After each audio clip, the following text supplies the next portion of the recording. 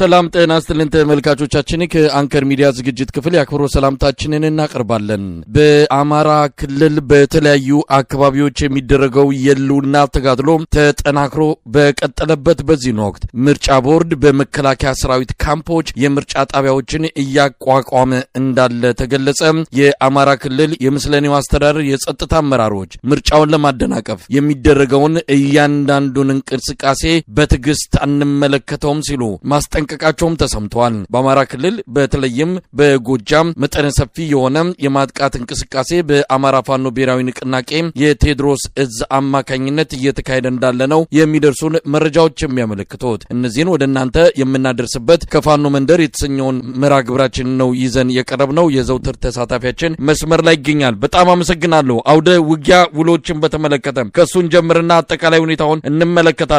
መረጃዎች እንደሚያመለክቱት ከሆነ የእዝ መሪዎች እጃቸውን እየሰጡ እየተደመሰሱም እንዳለ፣ አራተኛው ኮሎኔል ጎንደር በተካሄደው ውጊያ እንደዚሁ እጅ መስጠቱም እየተገለጸ ነው ያለው። እስቲ ውጊያዎቹን በተመለከተ በእጅ የሚገኙ መረጃዎችን ብታካፍለን። ዛሬ ከተገኘው ድል ልጀምር። እንግዲህ እንደሚታወቀው በጎጃም ለተከታታይ አንድ ሳምንታት በቀጠለው ውጊያ በተለይ በዋናነት ሰሜን ጎጃም ጎንጅን ቆለላና ለባህር ዳር 40 ኪሎ ሜትር ርቀት ላይ በምትገኘው አዴት ከተማ የፋኖ ኃይሎች ተቆጣጥረው ክሳራ ማድረሳቸው ይታወቃል። እንዲሁም በምዕራብ ጎጃም ለተደጋጋሚ ጊዜ ያገዛዙ ጦር ወደ ደጋዳሞት ፈረሴት ከተማ እየገባ እየተደመሰሰ የወጣ መሆኑና በደጋዳሞት በተፈጸመው የማጥቃት እንቅስቃሴ የፋኖ ኃይሎች በከተማዋ የነበረውን አዲስ 2 ክፍለ ጦር ምሽግ ውስጥ ገና ሳይለማመድ ከበባ በመፈጸም የአንድ ኮሎኔልን ጨምሮ በርካታ መስመራዊ መኮንኖችና 200 በላይ የአገዛዙን ጦር መደምሰሳቸውንና በርካታ የጦር መሳሪያዎችን ማርከዋል። የአርበኛ መንበሩ ጌትዬ ዘመቻ በማለት በሰዴ ወረዳ ዋና ከተማ ሰዴን ከተማ የፋኖ ኃይሎች ከበባ በመፈጸም ትልቅ ድል አግኝተዋል። እንግዲህ የአማራ ፋኖ ብሔራዊ ንቅናቄ ምዕራብ አማራ ቀጠና ቴዎድሮስ እዝ 201ኛ ኮርና 206ኛ ኮር በጋራ በመቀናጀት ባደረጉት የተጠና ውጊያ የምስራቅ ጎጃም ዞን ሰዴ ወረዳዋን መቆጣጠራቸውን አስታውቀዋል። እንግዲህ መንበሩ ጌትዬ የተሰየመው ይህ ዘመቻ የአገዛዙን ካምፕ በመደምሰስ የሰዴ ከተማን ማህበረሰብ ከአገዛዙ ነጻ ማውጣታቸውን አስታውቀዋል። እንግዲህ በተደረገው ውጊያ 5 ብሬን መማረክ ችለዋል። እንዲሁም ክላሽ ከ100 በላይ ማርከዋል። ቆመ ጠብቀኝ 17 የተበላሸ መሳሪያ 7 የመገናኛ ሬዲዮ 1 የወገብ ትጥቅ 14 የክላሽ ካዝና ከ140 በላይ የእጅ ቦምቦች 50 የብሬን ተተኳሽ 2000 የክላሽ ተተኳሽ 1000 ማርከዋል። ፓትሮል ዳብል ጋቤና 4 የአምቡላንስ መኪኖችን ለወታደራዊ አገልግሎት ሲጠቀሙበት የነበረን አንድ ከወታደራዊ ካምፕ ውስጥ አግኝተው ማርከዋል። ሞተር ሳይክሎች 15 ሌሎችም በርካታ ተንቀሳቃሽ መኪኖችን ማርከዋል። የአገዛዙ ጦር ለሰራዊቱ ምግብ ሲጠቀምበት የነበረ ከ60 ኩንታል በላይ ጤፍ በካምፓቸው ውስጥ ከ10 ኩንታል በላይ ስኳር 1 ኮንቴነር ዘይት መማረካቸውን አስታውቀዋል። መከላከያ እንግዲህ ከመካከለኛ እስከ 100 አለቃ ማዕረግ ያለው መማረካቸውን፣ ፓራ ኮማንዶዎችም እንዲሁ መማረካቸውን፣ በርካታ ሚሊሻዎች መማረካቸውን በአጠቃላይ በተደረገው ውጊያ ከ90 በላይ የመከላከያ ሰራዊት 22 የፓራ ኮማንዶ ተብሎ የሚጠቀሱት እንዲሁም 55 ሚሊሻ በተደረገው ውጊያ የተደመሰሱ መሆኑን በአጠቃላይ በድምሩ ከ167 በላይ የአገዛዙ ጦር መደምሰሳቸውንና ከተማዋን በቁጥጥራቸው ስር ማድረጋቸውን አስታውቀዋል። እንግዲህ በተደረገው ውጊያ በርካታ የአገዛዙ ጦር ከከተማዋ ወጦ ማምለጥ በማይችልበት ደረጃ በርካታ ምርኮኞች ተገኝተዋል። እንግዲህ የአገዛዙ ጦር ይዞት የነበረውን መሳሪያዎች የፋኖ ኃይሎች በእጃቸው ማስገባታቸውን አስታውቀዋል። ይህ በእንዲህ እንዳለ በሰዴ ወረዳ ሰዴ ከተማን የፋኖ ኃይሎች በአገዛዙ 6ኛ እዝ 601ኛ ኮር 25ኛ ክፍለ ጦር በፈጸሙት ማጥቃት አንድ የሻለቃ ምክትል አዛዥን ሲማረክ የተከማቸ መሳሪያ ከነተተኳሹ ተማርኳል። እንግዲህ የመሳሪያ መጋዘን ሰዴ ወረዳ ስትራቴጂክ ከተማ በመሆኗ ወደ በርካታ ወደ ሞጣ፣ ወደ አባያ በረሃ፣ ወደ ቢቡኝ እና ወደ ተለያዩ ጎጃም አካባቢዎች ለመንቀሳቀስ ዋና የማዘዣ ጣቢያ ሆኖ እያለ በርካታ የነፍስ ወከፍና የቡድን መሳሪያ ተከማችቶ የሚገኝበትን ባጠቁበት ወቅት በመጋዘን ተቀምጦ በማግኘታቸው ይዘው እንደሄዱ ነው ለማወቅ የተቻለው። በጎጃም አሁንም የዘመቻ አዛዡን ጨምሮ 4 የአድማ ብተና አባላት ብሬን እና የነፍስ ወከፍ መሳሪያ በመያዝ 206ኛ ኮርን መቀላቀላቸውን አስታውቀዋል። በደብረ ማርቆስ እንዲሁ ደብረ ማርቆስ ከተማ ላይ 11 አድማ ብተና የቡድንና የነፍስ ወከፍ መሳሪያ በመያዝ 206ኛ ኮር 14ኛ ክፍለ ጦርን መቀላቀላቸውን አስታውቀዋል። በሌላ ዜና እንዲሁም በማዕከላዊ ጎንደር ከምስራቅ ደንቢያ እስከ ማክሰኝት ያገዛዙ ሁለት ክፍለ ጦሮች የፋኖ ጠንካራ ይዞታ የተባሉትን አካባቢዎች ለመቆጣጠር ከጎንደር 30 ኪሎ ሜትር ርቀት በሚገኙት በእነዚህ አካባቢዎች በተለይ በዋናነት የአጼዎቹንና የበጌምድር ክፍለ ጦር አመራሮችን ለማፈን እንቅስቃሴ ባደረገበት ሰዓት በተለይ የ57ኛና 74ኛ ያገዛዙ ክፍለ ጦሮች በሌሊት ተጉዘው በዋናነት በአምስት አቅጣጫ ከማክሰኝት ከተማ እንዲሁም ከአርባይቱ እንስሳ በኩል በጸዳ በኩል በደንቢያ ወረዳ በኩል በሮቢት አድርገው በአዲስ ዘመን ኢንፍራንስ በኩል አድርገው በርካታ ኃይሎቻቸውን በአምስት አቅጣጫ የፋኖ ኃይሎችን ለማፈን እንቅስቃሴ ቢያደርጉም እነሱ እንደገና ከበባ ውስጥ ገብተው ከባድ ክሳራ ደርሶባቸው ተበታትነው እንደተመለሱ ነው መረጃዎች የሚያመላክቱት። በተደረገው ውጊያም ከ40 በላይ የአገዛዙ ጦር ወይም የመከላከያ ሰራዊት ሲደመሰስ ከ30 በላይ መቁሰሉና 21 የአገዛዙ ጦር ምርኮኛ መሆኑን እንዲሁም በተደረገው ውጊያ 15 ክላሽ ከ2500 በላይ ተተኳሽ 1000 የብሬን ተተኳሽ መማረካቸውን በተለይ በሮቢት ከተማ አቅራቢያ በተደረገው ውጊያ የአገዛዙ ጦር እጅ መስጠቱንና አሁንም ውጊያው የቀጠለ መሆኑን በዚህ አካባቢ እየተደረገ ያለው ውጊያ ዛሬን ጨምሮ ለ3 ተከታታይ ቀናት የዘለቀ ቢሆንም የአገዛዙ ጦር ከተለያዩ አቅጣጫዎች ከአዘዞ ወታደራዊ ካምፕ እንዲሁም ከጭልጋ ሰራማ ከሚባለው ወታደራዊ ካምፕ ከአዲስ ዘመን በኩል ሰራዊቱን በ3 አቅጣጫ ተጨማሪ ኃይል ቢያመጣም እስካሁን ድረስ ውጤት ማምጣት ባለመቻላቸው ከፍተኛ ክሳራ አድርሰውበታል። አሁንም በከበባ ተራራ ላይ ተቀምጦ እጅ ስጥ የተባለ በርካታ ጦር እንዳለ ነው መረጃዎች እያመላከቱ የሚገኙት። አሁንም በምዕራብ ደንቢያ ጫይት፣ በጣቁሳ ወረዳ ደግሞ ጨውድባና ጨፍደብር በሚባሉ ቀበሌዎች ላይ የአገዛዙ ጦር በፋኖ ኃይሎች ከበባ ተፈጽሞበት ውጊያ ላይ እንደሆኑ ነው ለማወቅ የተቻለው። በሌላ ዜና እንዲሁ በሸዋ መራቤቴ ቀጠና የፋኖ ሸዋ ጠቅላይ ግዛት አሳምነው ዕዝ በኮሎኔል ማቴዎስ ማዴቦ የሚመራው የአየር ወለድ 101ኛ ክፍለ ጦር የአጼ ዳዊት ክፍለ ጦር በወሰደው ማጥቃት 25 የኮማንዶ አባላት በሰዓታት ውጊያ መገደላቸውና በሚዳና ሬማ ወረዳ ከንጋቱ 11 ሰዓት በተፈጸመባቸው ማጥቃት በአራት አቅጣጫ ሲመጣ የነበረውን የአገዛዙ ጦር አሁንም ገጥመው ክሳራ እንዳደረሱበትና በተለይ በሚዳና ሬማ ወረዳ አካባቢ ከ25 በላይ የአገዛዙ የኮማንዶ ኃይሎች ተደምስሰዋል ብሏል። እንግዲህ ከዓለም ከተማ ተጨማሪ ጦር አስመጥቶ አካባቢውን ለመቆጣጠር ጥረት ቢያደርግም እንዳልቻለ ነው መረጃዎች እያመላከቱ የሚገኙት። በሌላ ዜና እንዲሁ በወሎ አምባሰልና ጉባላፍቱ ወረዳዎች ላይ የ101ኛ 104ኛ 106ኛ ኮሮች የሚኒሊክ ዕዝ 3 ኮሮችን በመቀናጀት በፈጸሙት ማጥቃት ከ70 በላይ የአገዛዙ ጦር መደምሰሱን ለማወቅ ተችሏል። በአምባሰል ወረዳ ሚላዊ በተባለ ቀበሌ፣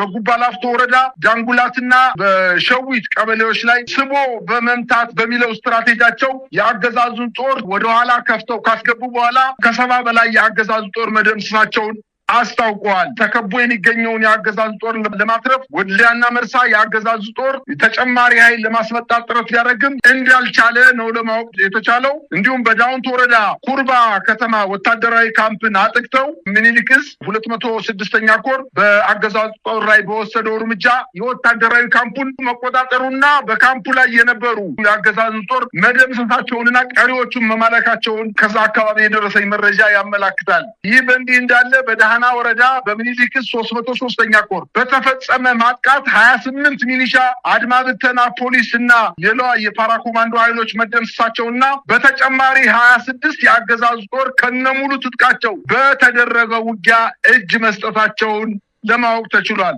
44 የነፍስ ወከፍ መሳሪያም ከነዚህ ኃይሎች የፋኖ ታጋዮች መማረካቸውን አስታውቋል። ከተማረኩት መካከል ከግማሽ በላይ የሚሆኑት ከዚህ በፊት የተማረኩና የተሐድሶ ትምህርት ተሰጥቷቸው ወደ የቤተሰቦቻቸው በሰላም የተሸኙ ሆነው ነገር ግን የአገዛዙ ጦር በየሄዱበት በየቤተሰቦቻቸው በግድ አፍኖ ወደ ውጊያ ያስገባቸው መሆኑን ከምንጮቻችን ያገኘነው መረጃ ያመላክታል። ከዚህ በተጨማሪ ከ70 በላይ የአገዛዙ ሚኒሻ አባላት ከራያ ቆቦ፣ ራያ አላማጣ፣ ራያ ባላ እንዲሁም ከኮረምና ጨርጨር ከተባሉ ቦታዎች የፋኖ ኃይሎች እና የሚኒሊክ ዕዝን መቀላቀላቸውን አስታውቋል። የአገዛዙ ጦር በአጠቃላይ የፈረሰ ነው። በተለይ በዋናነት የሚኒሻና የአድማ ብተና እና የፖሊስ ኃይሎች አሁን እየገባቸው በመምጣቱ በጋራ በመቀናጀት በአንድ አቅጣጫ ከ70 በላይ በደብረ ማርቆስ አካባቢ እንዲሁም ከ20 በላይ የአገዛዙ ጦርን እየከዱ የፋኖ ኃይሎችን ከነ ስናይፐራቸው እና ከነፍስ ወከፍ መሳሪያቸው ጋር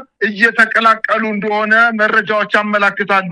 በጣም አመሰግናለሁ። ዝርዝር የሆነ የውጊያ ውሎችን የተመለከተ ዘገባ ነው ያቀረብክልን። እንግዲህ እንደምንሰማው ከሆነ ከቅርብ ጊዜ ወዲህ ወታደራዊ አዛዦች፣ ኮሎኔሎች በተደጋጋሚ እየተያዙ እየተማረኩ እየተደመሰሱ እንዳለ ነው የሚነገረው። የቴዎድሮስ እዝ በአንድ ሳምንት ውስጥ ብቻ ሶስተኛውን የአብይ አህመድ ከፍተኛ መኮንን መማረክ መቻሉን ነው የሰማ ነው። ጎንደር ላይ ተመሳሳይ መረጃዎች ናቸው የሚወጡት። ምንድነው ይሄን የሚያሳየው? ወታደራዊ አዛዦች ግምገማም እየተቀመጡ ነው። ለምንድነው የምንሸነፈው? ለምንድነው በየጊዜው ይሄን ያህል ሰራዊት እጅ እየሰጠ ያለው? ለምንድነው ሰራዊቱ ማይዋጋው? አያምንበትም ወይ? ብዙ ነገሮችን በማንሳት ግምገማ መቀመጣቸውንም እንሰማለን። የአገዛዙ ሰራዊት ከዕለት ወደ ዕለት እየተመናመነ በከፍተኛ ደረጃ እየተዳከመ እንዳለ የሚያሳይ ነው። እስቲ ከዚህ አንጻር የሰሞኑ ድሎችን እንዴት ትገልጻቸዋለህ? መሳይ የአገዛዙ ጦር እኮ ዓላማ የሌለው ጦርነት ነው ለሶስት ተከታታይ ዓመታት በአማራ ክልል ያደረገው። የወታደራዊ እንቅስቃሴያቸው በጥርነፋ ስለሆነ በግዳጅ ስለሆነ ሰራዊቱ አምኖበት በውጊያው አምኖበት አይደለም ውጊያ እየገባ ያለው። ሰራዊቱ የተገነባው በግዳጅ በታፈሰ ወጣት ነው፣ በግዳጅ በታፈሰ ሚኒሻ ነው። ምናልባትም አንዳንዶቹን በተለይ መስመራዊ መኮንኖችን በገንዘብ በመደለል ከፍተኛ የሆነ ገንዘብ በመስጠት አዲስ አበባ ላይ የአዲስ አበባ ከተማ ህዝብ በሰራው ኮንዶሚኒየም እየነጠቁ ህንፃ እየተገነባላቸው መሬት እንዲሸጡ በማድረግ አመራሮችን ብቻ በደንብ አድርጎ በእንክብካቤ ገንዘብ በመስጠት በመያዝ ሰራዊቱን ግን አፍነው ነው ወደ ግንባር እያስገቡ ያሉት። እየወደቀ የቀረው እኮ በግዳጅ ታፍሶ የሄደው ሰራዊት ነው። ሲማረኩ እየተናገር እኮ ነው። በአማራ ክልል ሰራዊቱ የሚዋጋበት ምክንያት ስለሌለው፣ ዓላማ ስለሌለው ተሸንፎ የሚገባ ሰራዊት ስለሆነ በፍጹም ሊያሸንፍም አይችልም። የፋኖ ኃይሎች ደግሞ በቁመ ጠብቀኝና በ3 በ4 ክላሽ ተጀመረ ብለው ጠቅላይ ሚኒስትሩ በመድረክ የተናገረበት እኮ ነው። ዛሬ ትጥቅ ታጥቀው በልባቸው ተጨማሪ ትጥቅ ይዘው የመጣውን ወፈ ሰማይ ሰራዊት በአንድ ክፍለ ጦር 5 እና 6 ክፍለ ጦሮች እየመከቱ እየደመሰሱ ከተሞችን እየተቆጣጠሩ ነው የሚገኙት። ይሄ እኮ ነው አሁን አንድ ውጊያ ላይ ኮሎኔል ተማረከ ማለት እንግዲህ በዛ ከተማ የነበረው ሰራዊት አልተረፈም ማለት ሙሉ በሙሉ ክፍለ ጦሩ ወይ ተደምስሷል ወይ እጅ ሰጥቷል ወይ ቆስሏል ማለት ነው። ከዚህ ውጭ ሌላ ትርጉም የለውም። ወታደራዊ ቋንቋ ኮሎኔሎች ከወታደራዊ የተኩስ ርዝማኔ ላይ የዲሽቃና ሞርተር በማይደርስበት አካባቢ እነሱ ወደ ጦርነት ሳይገቡ የአመራር በሚሰጡበት ውጊያ ላይ ኮሎኔል ተማረከ ማለት እዛው አመራር ከሚሰጥበት ተራራ ላይ የፋኖ ኃይሎች ደርሰው ማረኩት ማለት ነው። ስለዚህ እግረኛው ሰራዊት ሲመታ ሲቆስል ነው ኮሎኔሎችን እያዙ የሚችሉት። ስለዚህ ደጋዳሞት ላይ በተደጋጋሚ ጊዜ ሌሎችም አካባቢዎች ላይ በተደጋጋሚ ጊዜ ሻለቆች፣ ኮሎኔሎች፣ የመስመራዊ መኮንኖች እየተገደሉ እየተማረኩ እየቆሰሉ የተገኙበት ሁኔታ የመከላከያ መሸነፍ ነው የሚያሳየን። ከዚህ በላይ ደግሞ በደጋዳሞት ከተማ በተሸነፈው ኮሎኔል የዛን አካባቢ ጦር የመራው የፋኖ አመራር ቤተሰብ ባህር ዳር ከተማ ላይ ተቀምጠው እህቱ፣ ወንድሙ፣ እናቱ፣ አባቱ ባህር ዳር ከተማ ተቀምጠው ኮሎኔሉን ካለቀቃችሁ እነዚህን ሰዎች አስረናል ብለው መኮድ አስሯቸው ነው የሚገኙት። ከዚህ በላይ እንግዲህ መሸነፍ ምን አለ? ኮሎኔሉን ካለቀቃችሁ እንገድላችኋለን ብሎ መልእክት እየላኩበት ነው የሚገኙ። ጎጃም እንግዲህ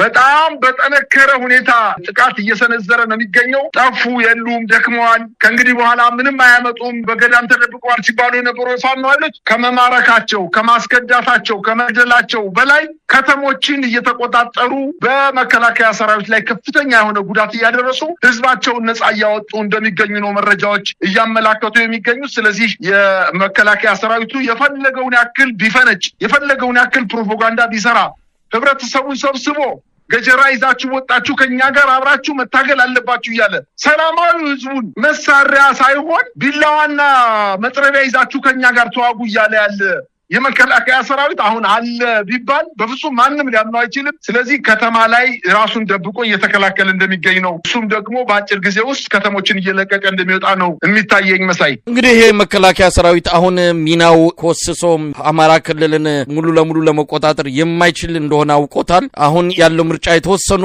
የተሰጡ ተልእኮዎች አሉ። እነሱን ተልእኮዎች ለማስፈጸም ነው። አሁን ደግሞ ምርጫ የሚባል መጥቷል። በዚህም ምርጫ ላይ አብይ አህመድ የተወሰኑ የአማራ አካባቢዎች ምርጫው እንዲደረግ ፍላጎት ስላለው ያንን ለማስፈጸም አልሞ የሚንቀሳቀስ መከላከያ ሆኗል። ለዚህ ተልእኮ ብቻ ነው አሁን በዛ ክልል የሚገኘው። ለዚህም አንዳንድ ቦታዎችን በቁጥጥሩ ስር በማድረግ ምርጫው እንዲካሄድ ሰፊ የሆነ ዘመቻ ከፍቷል። ይህ ብቻም አይደለም። መሰረት ሚዲያ እንደዘገበው ከሆነ አንዳንድ የመከላከያ ካምፖች የምርጫ ጣቢያዎች ሆነዋል። በመከላከያ በታጠሩ በተለያዩ ከባድ መሳሪያዎች በተከበቡ ካምፖች ውስጥ ነው ሰው ምርጫ እንዲመርጥ አብይ አህመድ ሊያደርግ የተዘጋጀው። እጅግ አስገራሚ ነው። ይህን ዓለም እየሰማ መቼም መቀለጃ ሳያደርገን አይቀርም። ሌላው የአማራ ክልል ምስለኔ አስተዳደር የጸጥታ አመራሮች በምርጫው ላይ ችግር የሚፈጥሩ አካላት ካሉ አንታገስም ሲል አስጠንቅቋል። ምን ብትቆጣ ክንፏን ታጣ ሆነና አማራ ክልል ምስለኔ አስተዳደር የጸጥታ መዋቅር መልካም ፍቃድ የተጀመረ ትግል አስመስለውታል። እንኳን አይደለም ምርጫን ሌላውም ነገር ማድረግ እንዳይችሉ አድርጎ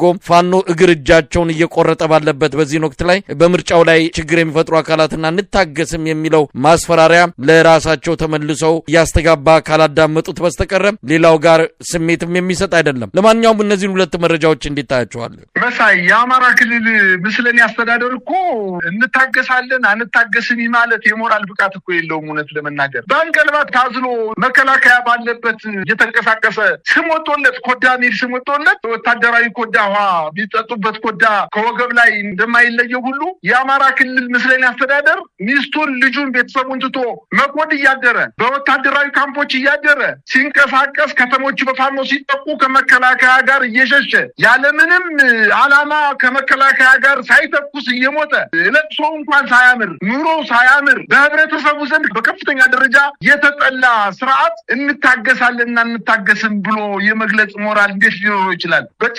በጭራሽ የአማራ ክልል ምስለኔ አስተዳደር በቴሌቪዥን ወጣው የመናገር ሞራል የመናገር ስለ ልማት ስለ ጦርነቱ አይደለም ስለ አማራ ክልል ልማት እንኳን መናገር የሚችሉበት ስለሚዘራው በቆሎ ስለሚታጨደው ገብስና ስለሚሸጠው የገበያ ጥናት እንኳን ወጣው የመናገር ብቃት የላቸውም። ከነ መሐመድ ተሰማና ከሌሎችም ጀነራሎች እግር ስር ተቀምጠው አቤት ወዴት ሚሎ ምንጣፍ የሚጎትቱ ኃይሎች ካልሆኑ መስተቀር እነሱ እንደው አንታገስም ከዚህ በፊት እየተደረገ ባለው ጦርነት ታግሰው አልፈውት ነው ማለት ነው። ፋኖን በአራቱም የአማራ ግዛቶች ላይ የፋኖ ኃይሎች ያን ያክል እርምጃ ሲወስዱበት በትዕግስት ነው ያለፉት ማለት ነው። እነሱ ገና ባህር ዳር ከተማ ማደርና መዋል አቅቷቸው የዞን ከተሞች ደብረ ታቦር ያሉት አመራሮች ተሰደው ባህር ዳር መጥተው የፍኖተ ሰላም አመራሮች ባህር ዳር መጥተው የባህር ዳር አመራሮች በአውሮፕላን በየቀኑ አዲስ አበባ እየተመላለሱ የአማራ ክልልን ሕዝብ እንወክላለን ብለው እንታገሳለን አንታገስም የሚል መግለጫ የሚያሳፍር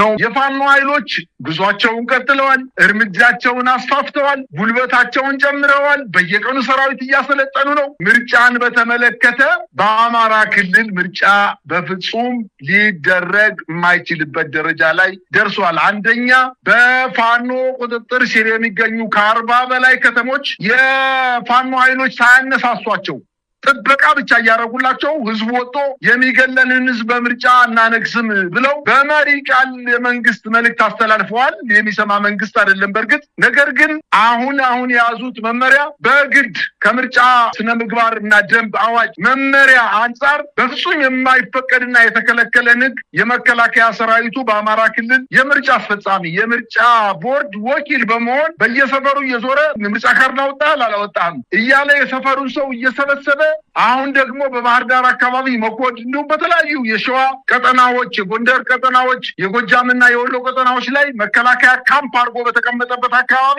ጊዜያዊ የምርጫ ጽሕፈት ቤት በመክፈት ከተሞች ላይ በመሄድ ሻለቆችንና ሻምበል ሰራዊቶችን በፓትሮል በከተሞች በመሄድ አንዱን ቀበሌ አሰልፈው ወስደው የምርጫ ምዝገባ እንዲያደርጉ ከጨረሱ በኋላ የምርጫ ካርዱ በዛው በመከላከያ ሰራዊት እንዲቀመጥ በማድረግ በምርጫው ቀን እዚህ ቦታ መጣችሁ እንድትመርጡ ማለት ህብረተሰቡን እያስፈራሩ ነው የሚገኙት። እንግዲህ በዓለም ታሪክ እጅግ በጣም የወረደ ከተልእኮ ውጪ የሚንቀሳቀስ የመከላከያ ሰራዊት በእርግጥም ኢትዮጵያ ውስጥ ብቻ ነው ያለ ማለት እችላለሁ። ብዙ አምባገነን እና ዲሞክራሲን የማያውቁ መንግስታት በዓለም ላይ ይኖራሉ። ነገር ግን የመከላከያ ሰራዊት እንደዚህ በፍጹም ከተልእኮ ውጪ ሙሉ በሙሉ የሚንቀሳቀስ የመከላከያ ሰራዊት አይተን አናውቅም። መሰረት ሚዲያም እንደዘገበው በበርካታ ቦታዎች ይሄንን የምርጫ ማስፈጸም ሂደት እያስፈጸመ እንደሆነ ነው መረጃዎች እያመላከቱ ያሉት። ከዚህ በተጨማሪ መሳይ የዩኒቨርሲቲ ተማሪዎችን በዩኒቨርሲቲ ግቢ በማስወጣት